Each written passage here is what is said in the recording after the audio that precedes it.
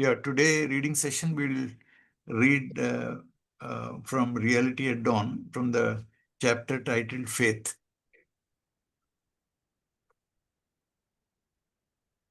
Will, faith, and confidence are the elementary factors which contribute to an easy success on the path of realization. Strong will to achieve reality means that we are inwardly awakened to the thought of recognizing self. We proceed on with the idea and select a path. The very first thing to be looked to seriously is that the path we select is the right one, leading directly to our goal. It is therefore quite essential to have in our mind a clear and definite conception of the final goal. I'll repeat here because I think this is important. It is therefore quite essential to have in our mind a clear and definite conception of the final goal. Conception you should have, which will be realized with practice.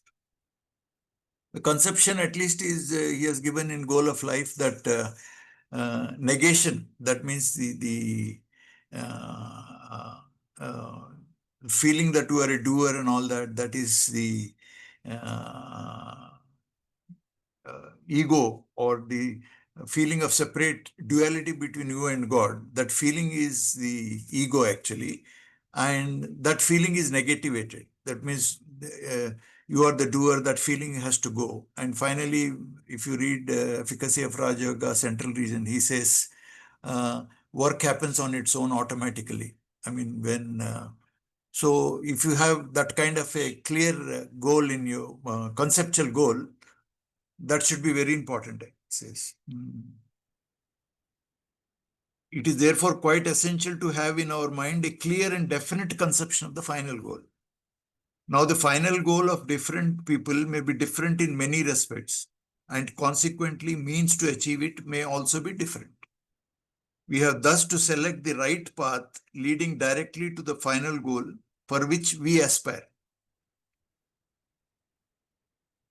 So many people aspire for peace, many people aspire for comfort and happiness. Those are different goals. So what you aspire should be clear in your mind. And based on that particular aspiration, you have to select the path. Hasty judgment in the matter often leads to disappointing results. For it is just possible that the path you have been persuaded to adopt may not be the right one leading to your destination. Often, by adopting a wrong course, you lose sight of the real thing and are led into false conceptions and illusions. If you persist on the same course, your final approach to reality becomes impossible. This often happens when you unfortunately fall under defective guidance and wrong training. It is therefore absolutely necessary at the very outset to try every possible means to judge that the path you have adopted for realization is really the right one. Do not follow a path because it is the oldest, for the oldest one may be most ill-suited to the changed conditions of the world and the society. Do not follow a path because it has been followed by the majority of men, for the majority may not always be right and is more often led by only a chosen few, who in all possibility might have been misled. We must be thoroughly considerate in judging the merits of a thing, applying all possible means at our disposal. We should never come to a hasty conclusion without due consideration and trial, through the help of reason and experience. When we are finally convinced of the merits of the thing, we may stick to it with faith and constancy. Faith thus reposed shall be genuine and lasting, while faith promoted by inducement, offered by outwardly attractive features and display of pretty materialistic achievements, is no faith at all, but may rightly be termed as persuasion. It has no stable foundation to rest upon and disappears under ordinary adverse circumstances. So that is the stance we have taken in the ISRC. We try to convey the teachings of the master uh, uh, uh, in its clarity. I mean, true to the teachings of the master, and we try to convey all the basic points. And then, if they're convinced, we offer them our services, whatever we are capable of on the path. Where there is no uh, uh, force or conversion or induce them to join the organization. All that is not there. Gross type of worships of idols in solid material shapes and rigid adherence to forms, symbols, and rituals do not actuate real faith. It is pure and simple materialism which promotes prejudice and not the true faith in the heart of those who pursue it. They believe blindly in what they are induced to, without applying their reason or judgment, and are not in the least inclined even to consider any other course. I find people acknowledging the efficacy of certain other means of direct approach to reality, but still they are not prepared to follow them because, as they say, they cannot get away from the path they have already adopted. They have, in fact, no faith in reality, but only faith in forms and symbols, which may rightly be termed as prejudice. This is a common problem with idol worship and all that. Because I have seen in my family also, they got introduced into Vishishtadvaita forms. They carry the idol wherever they are going. They go to any sacred place, they perform certain satsangs and all that, but they carry the idol along with him. They believe that idol itself is God. Idol is a symbol which should make you remember the all-pervasive, omnipresent God actually. The idol should work as a symbol to remind you of the omnipresent God. But instead of that, they think idol itself is God, and that leads to extreme grossness actually. It means that their vision has become limited and they do not want to rise high to seek reality. Their fate is sealed and they remain in the same confined sphere forever. In fact, what keeps us down, checking us from rising higher, cannot be termed as faith. It is consequently very essential for everyone to fix his eyes on absolute reality with faith and confidence and to adopt ways helpful and conducive to self-realization. We then march on up to the final point where we assume the same pure form we had at the time of creation. For that, we have to renounce necessarily all our belongings of samskaras, maya, and egoism and grow lighter and lighter at every step. Heaviness of mind or internal denseness caused by gross forms of worship is thus a great impediment to our spiritual advancement and should be avoided. If they maintain it with ever-increasing intensity, they remain entangled in the thorny bushes of grossness and deception, far removed from the realm of perpetual bliss. Yeah. Can you increase the font a little bit? The other important factor of a spiritual life is faith in the master. For as I have already said before, the help of a capable master is indispensable for higher spiritual attainments. He is the only medium through whom the divine impulse comes to an aspirant. It is therefore but essential that the guide we select should be one of the highest capability and practical attainments.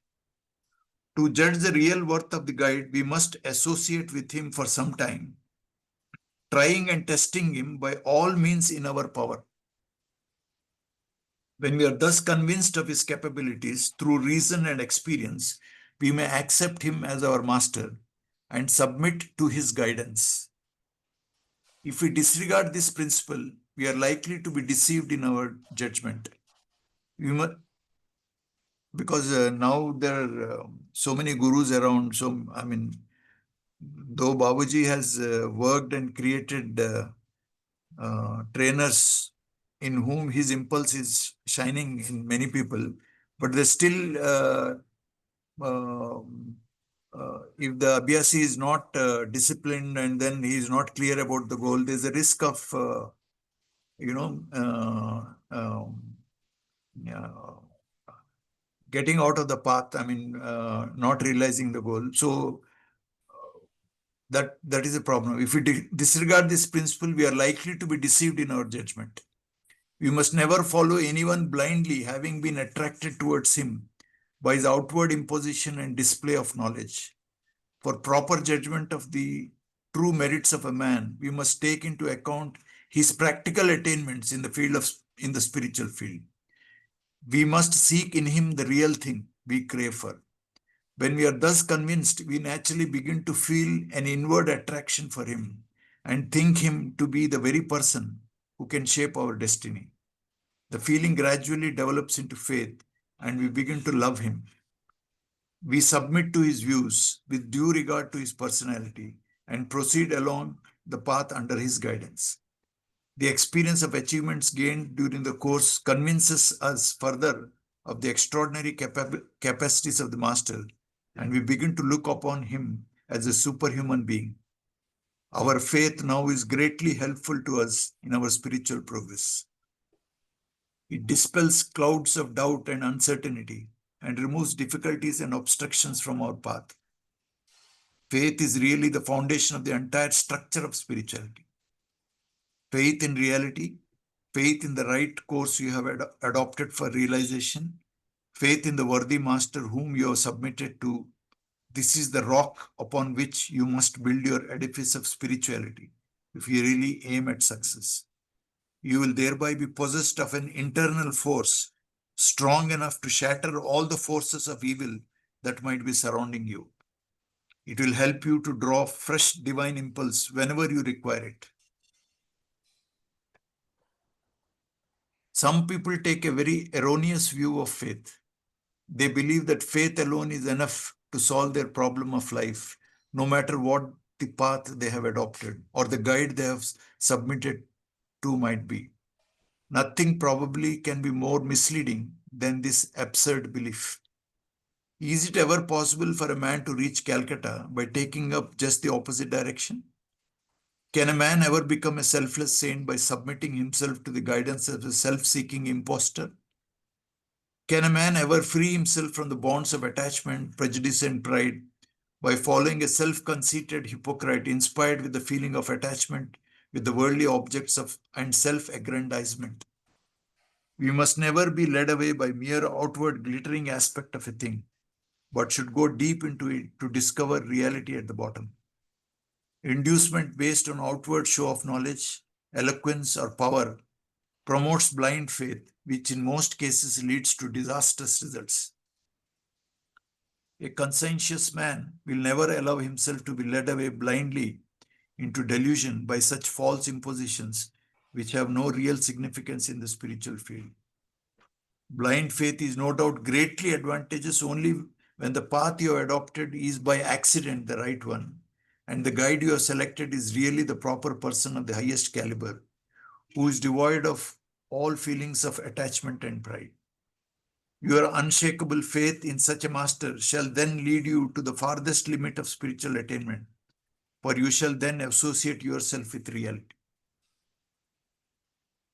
Faith in true sense is a lively link connecting the mortal with the immortal. It is no doubt effected through the medium of the master, who is himself connected with the immortal. The link, when once connected, cannot be broken under any condition and subsists all along during the course of our march up to the final point. It is one of the 6 sampattis of the 3rd sadhana of yoga. At this stage, faith is real and genuine and is so firmly established that a man cannot even for a moment get away from it. The reasons for this are, however, beyond his understanding. Before this stage, faith is really artificial and is formed, lost, or regained many a time for a variety of reasons. A worthy master shall never rely upon it and shall put up with all emotional outbursts of love and devotion of a disciple, looking forward patiently for the time when he comes up to the final stage of Shraddha, faith, as depicted in the four sadhanas of yoga, when the real faith begins to assume the form of self-surrender. True faith is real and unspeakable virtue, which is beyond the scope of religion. It is a dauntless courage which leads us on to success. It is that ubiquitous force which makes our path smooth. It is in fact the only thing that solves our problem of life.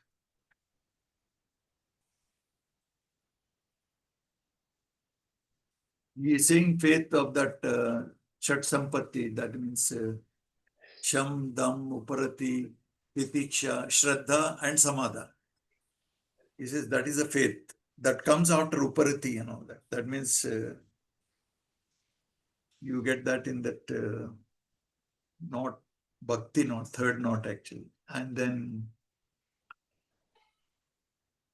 the other side of faith is self-surrender. As your submission, as your humility increases, doubts vanish from your mind. I mean, there'll be doubt is a poison in the mind that will be totally removed from your mind, and then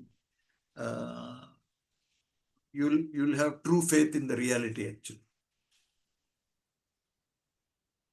you should have a clear conception of the final goal, and which he himself, and in our we call it like we are saying real man. Real man is one who lives the 10 commandments, or real man is one uh, who is in a state of balance, or real man is the one who is absorbed in God. Who it is wrong to think that God does not exist. He says that is a place where we should stay. At every step, you should feel the fragrance of divinity. There's several ways he has given what should be the goal. If you keep reading his showers of divine grace, several places, several definitions he has given, but all point to the same thing. That means you should be in a Sat Swarupa Jnana. That means Tada Drashta Swarupa Avasthanam. You are living in a balanced state, where equanimity, state of equanimity, or oneness, Layavastha. That means there should be no difference between you and God actually. God is the object on which you're meditating in the form of divine light. And as you progress in meditation, you achieve what is called Layavastha or oneness. The subject-object duality vanishes.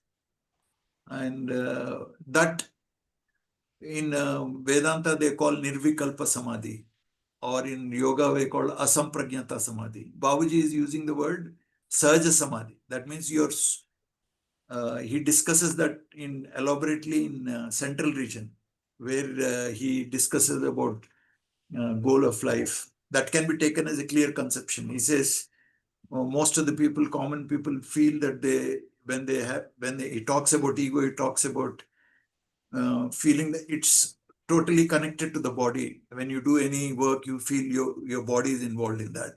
Next stage, he talks about that he goes into the subtler level of ego, where they feel some energy is doing the work, and the body is just like a car, or driver is somebody. The driver, based on different things, people think that is a guru is doing the work, or God is doing the work, or soul is doing the work. The attention is away from physical body. Third stage, he says, is you feel that neither the body is doing the work, nor the guru or God is doing the work, but the work is happening on its own. You're not even aware who's doing the work. And much finer stage of super consciousness, he talks, where even you don't even feel that the work is being done at all. He gives the example of a person sleeping and a mosquito bites him. When he gets up, he's not even aware the mosquito has bitten him, before, during, afterwards. So 4 stages he's describing. First stage, you feel the body is doing the works. Next stage, he feels some master inside, or the soul force inside, or the samskaras or vasanas, which drive your thoughts and feelings. It is doing the work. And the third stage, he says, the work is going on automatically. You are not aware whether God is doing the work or you are doing the work. Work is happening on its own. But in the final stage, even that feeling is gone. you're not even conscious that the work is happening. So all these factors give us an idea about what should be the conception which should have, and that should form our goal. And based on that, then we select the guide and method. Actually, unless that clear goal is not there, vague idea, absolute, and all is not doesn't help much.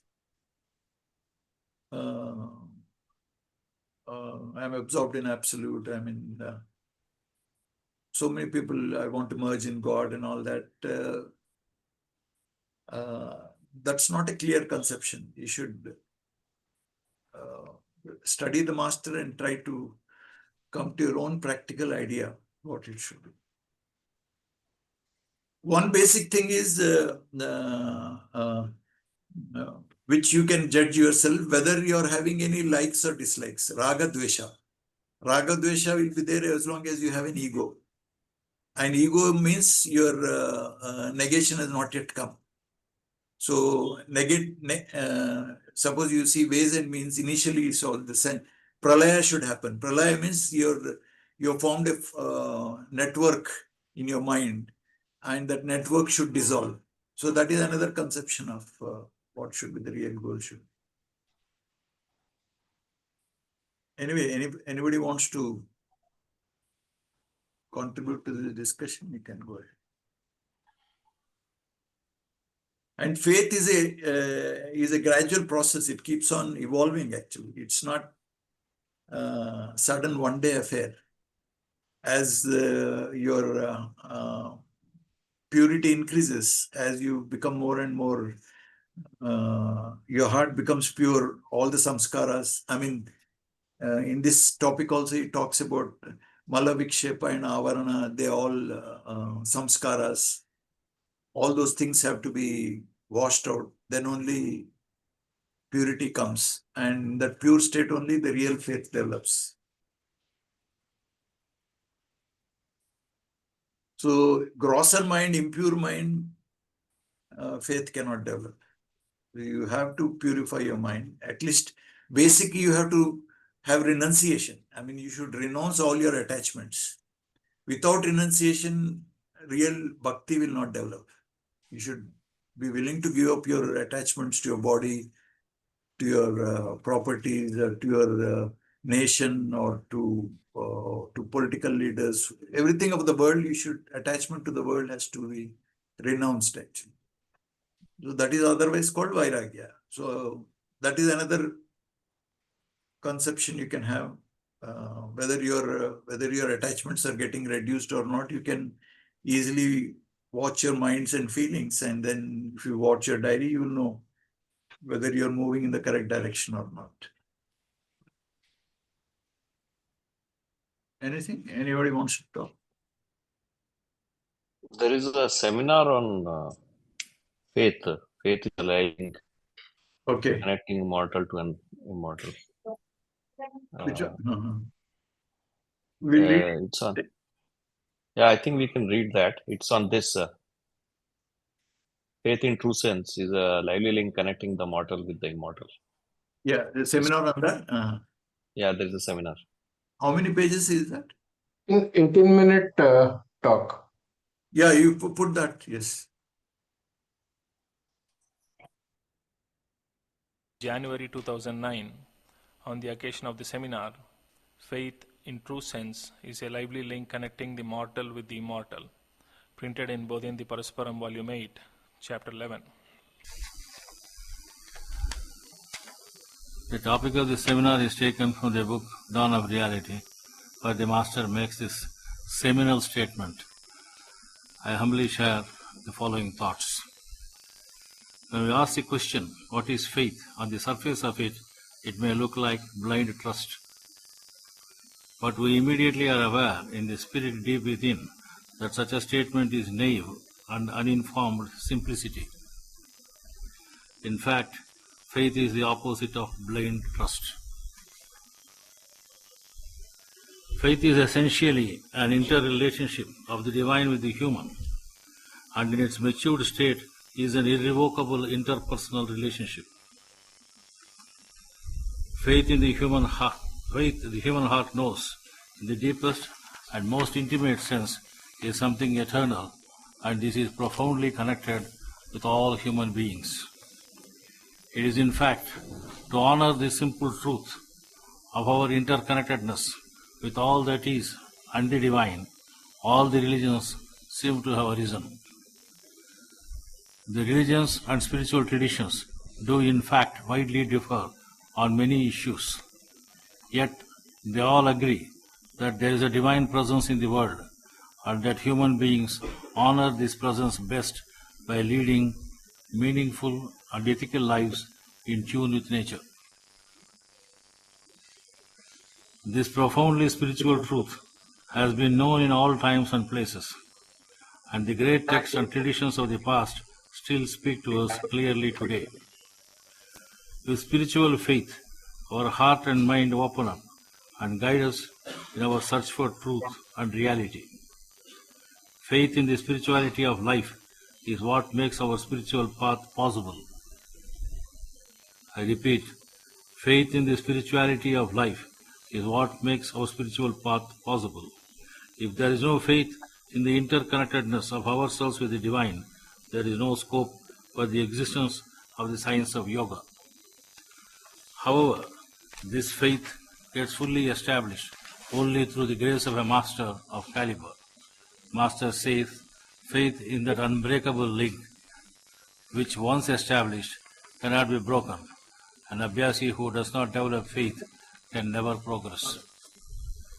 Faith is not an attitude, but a conviction and conduct based on a right and proper relationship with the divine. It is not static and rigid belief system, but is a dynamic growth of consciousness which matures in strength and depth as we nourish that relationship with the divine. Many people think of faith as either a feeling or a collection of ideas that represent one's convictions. Although both these concepts involve elements of faith, it is essentially a firm persuasion of a way of life that lives and grants a perfume uniquely fresh and refreshing. Faith may sound like a form of belief, but belief is actually a fixation upon a version of truth. When a belief becomes rigid, seeking and growth are not possible. Through various researches in physics, we are now asked to shift to a new view where time and space and physicality are liberated from the constraints that we were taught to believe that they had. If we believe that we exist in a fixed location in space and that time must always pass by the clock, we have to think again when we remember how time collapses during meditations. Am I audible in the backside? You are able to hear?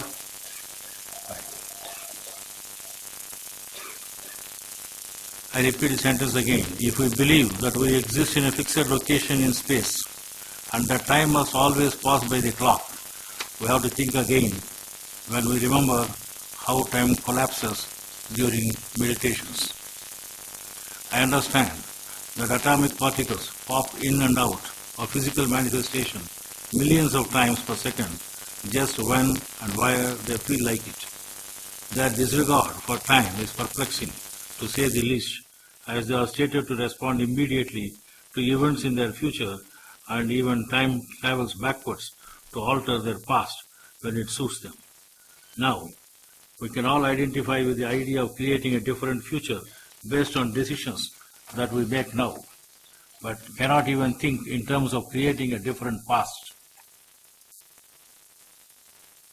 If I have understood the physics well, that is what subatomic particles do right there in the laboratory.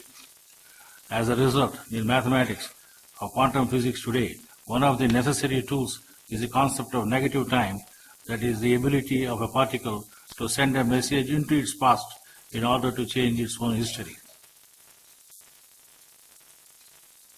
When the master in Raj Yoga tries to clear the past impressions, it is no different from acting in the past.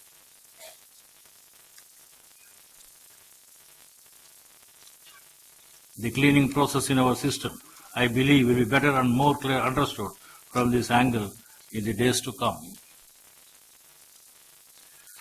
Another very interesting aspect I have also read about the subatomic particles.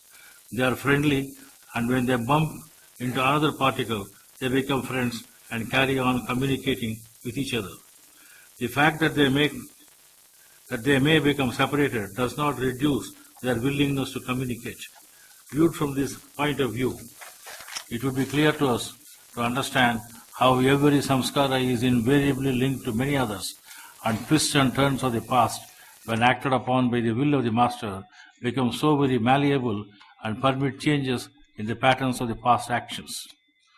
The capacity of the special will is such, and this one needs to believe to derive full benefit, and if it really becomes faith, the help would be immense in the cause of yoga. The speed with which special will works, even as the subatomic particles, is a matter of surprise. Einstein said that nothing exceeds the speed of light, but I understand that the subatomic particles do communicate over huge distances virtually instantly. If there is a limit to the speed of transmitted thought, then that speed of thought has to be a million times faster than the speed of light. With this spiritual faith, which means an open heart and an open mind, we can discover more about reality and truth and what it means to humanity. Developing and preserving a spiritual faith may not be a comfortable path. In living a life of faith, we are often called upon to relinquish material success and partially rational, scientific beliefs owned and accepted by persons who live by what we may call consensus reality. Living by faith demands a constant capacity to leap deep into our hearts, where the irrevocable knot with the divine is felt, pulsating and resonating the faith itself. This, we are told in Hindu tradition, is the Brahma Mudi, that is a single string with a knot on both ends. We come to know during meditations that the act of leaping by itself is not sufficient, and that demands a conviction that is strong enough to enable us to remain out in the deep abyss, still persevering with the faith. Faith, as I have always been saying, is belief under circumstances that are impossible. In contrast to the Christian and Islam faith, the faith of many Eastern beliefs is less focused on divine textual authority. It should be noted that the Vedas is not a book and is something that is passed on for several generations by word of mouth until it was written and published. They are apaurishaya. Even in the Buddhist canons, it is held that they merely point to the moon, thus indicating that truth can only come from personal experience. In Hinduism, the spiritual goal of moksha, or liberation from the cycle of rebirth, may be pursued through the paths of knowledge, action, or devotion and yoga. It is the spiritual evolution that a person has when he develops the knowledge of interdependency through viveka, vairagya, avinabhava sambandha, and bhakti, culminating in surrender, that grants one faith rather than faith in any book or text accepted on faith. The power of faith is indispensable. Individuals throughout history have been prepared to sacrifice their most valued possessions, including their lives, as a result of their trust in God. Many spiritual traditions celebrate those who confronted the challenges of their beliefs. Abraham's faith in divine will, for example, led him to countenance the otherwise intolerable action of sacrificing his own son. So is the case of Sriyala of Saivism. It is not proposed to deal with these aspects of faith in this paper. Faith and doubt are inextricably linked in spiritual experience. In his teachings, Lord Buddha acknowledged the limitations of blind faith, requiring that his students should always test his words. So does Mahatma Ramchandraji Maharaj of Shahajahanpur.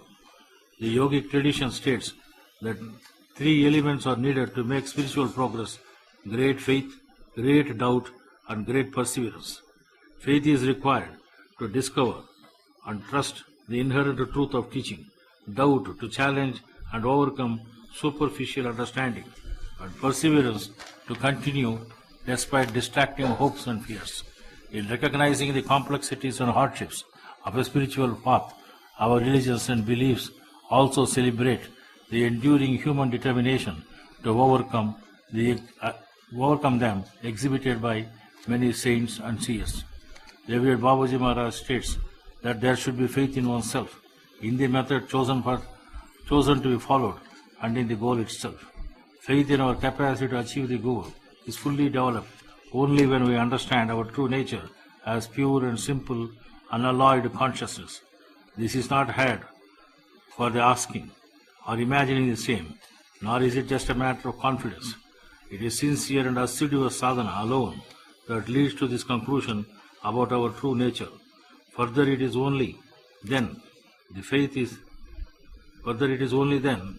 in the method develops, as it is purely spiritual, rid of all the superfluities of religion and dogma. Our method is simple and least complicated compared to other systems of yoga. Again, faith in our goal as nothingness is not a matter of persuasion and argument, but it is a matter of experience, or as we prefer to call imperience, that we have during our meditations and the periodical influx of prana. It is true that we do not have this basis for faith before we practice the system. It is here we go by faith in a person who has or had a personal experience of the system. But the nature of pranahuti is such that in the very first exposure to it, we feel our connection to the divine, getting its intimation through the imperience of peace and deep quiets that passeth understanding. In addition to the various methods of knowing, like pratyaksha, perceptual knowledge, anumana, inference, upamana, example, and shruti, scriptural knowledge, some thinkers have added another category of developing knowledge called aptavachana, words of wisdom of those dear and near to us. The fifth one may classify even as faith, and thus faith becomes a means of knowing. It is thus through some agency we get to know of a master or his method. On their word, some try to follow the system with some faith, and they consider that good enough. Master states, some people take a very erroneous view of faith. They believe that faith alone is enough to solve their problem of life, no matter what the path they have adopted or the guide they have submitted to might be. Nothing probably can be more misleading than this absurd belief. We are therefore advised by the Master that we should examine the merits of the system and the claims of the Master to guide us, and only when we are convinced about their relative merits to the task of realization, we accept them. Master says, we are finally convinced of the merits of the thing, we may stick to it with faith and constancy. Faith thus reposed shall be genuine and lasting, while faith promoted by inducement offered by outwardly attractive features and display of petty materialistic achievements is no faith at all, but may rightly be termed as persuasion. It has no stable foundation to rest upon, and that disappears under the ordinary adverse circumstances. When we accept and follow a guide, Master says, as we know, we naturally begin to feel an inward attraction to him and think him to be the very person who can shape our destiny. The feeling gradually develops into faith, and we begin to love him. We submit to his views with a due regard to his personality and proceed along the path under his guidance. The experience of achievements gained during the course convinces us further of the extraordinary capacities of the Master, and we begin to look upon him as a superior human being. Our faith now is greatly helpful to us in our spiritual progress. It dispels clouds of doubt and uncertainty and removes difficulties and obstructions from our path. It is then we find that faith itself is the existence of substratum on which realization begins. Thus we find the Master stating, true faith is really an unspeakable virtue which is beyond the scope of religion. It is the dauntless courage which leads us to success. It is that ubiquitous force which makes our path smooth. It is in fact the only thing that solves our problem of life. Faith in the Master is not had in the beginning. The Master expresses the growth and development of faith, and in his own words, they are in the spiritual phases. Faith in the Guru or the Master starts when the sadhaka begins to feel that whatever the teacher gives out is correct and to his advantage. When it is so, he accepts it with submission. By and by, when he begins to feel more and more convinced and satisfied by experience and association, his reliance on the Master grows stronger and his submission increases. Faith thus begins to develop in a way, and he begins to assume an unquestioning attitude. This usual routine is applicable to those who aspire for the realization of God and proceed on the path with their eyes wide open. Kindly note, eyes wide open. Trusting and believing in the sense that everything coming from the Master is agreeable and acceptable as the very right thing is the beginning of faith. But so far, it is only a physical approach, or in other words, only a setup for the foundation of an edifice to appear subsequently as faith. At a lower level, it appears in a crude form, with the idea of self-elation in the background. This too is not after all bad, since something may be better than nothing. When this feeling firmly settles in, losing its conscious knowledge, it is then the beginning of real faith. Having built up faith in that manner, one is then moving actually in the footsteps of the Master, imbibing all that the Master has within himself. This being a rare attainment may be gained by only a few, but that does not mean that one should, on that ground, give up his efforts for it. I thank you all for sharing my understanding of the lively link of faith we have with the Divine. Pranam.